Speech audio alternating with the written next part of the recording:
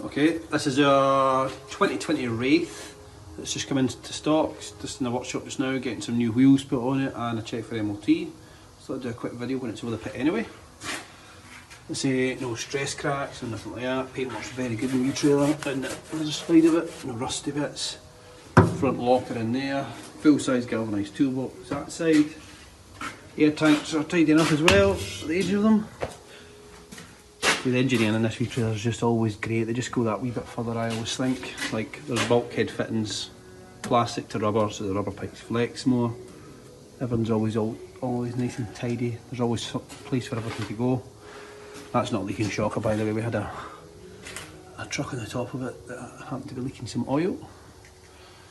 Front brake shoes, plenty of meat. This trailer is on Michelin or Bridgestone tyres all round. Nothing cheap or cheerful or anything like that. New shocker in the front there. Yeah, it's a good set of tyres on it. So we're putting a nice set of gnarly wheels on this as well. Lab Pro braking system, better than this rubbish Haldex stuff that's out about these days. Gen 3 is just a terrible box. It's on raise and lower obviously on one side of it.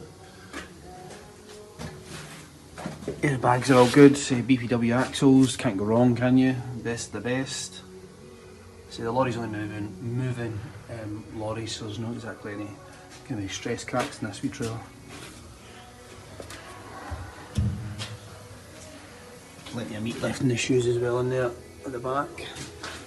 So just silly things like the splash guards are all on a galvanised bracket with stainless steel bolts. You know, they're not flapping about anywhere like the normal, even like your King that kind of flap about or get ripped off.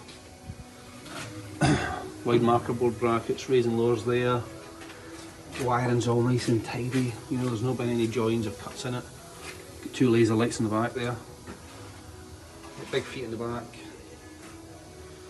Yep, tidy enough intruder underneath.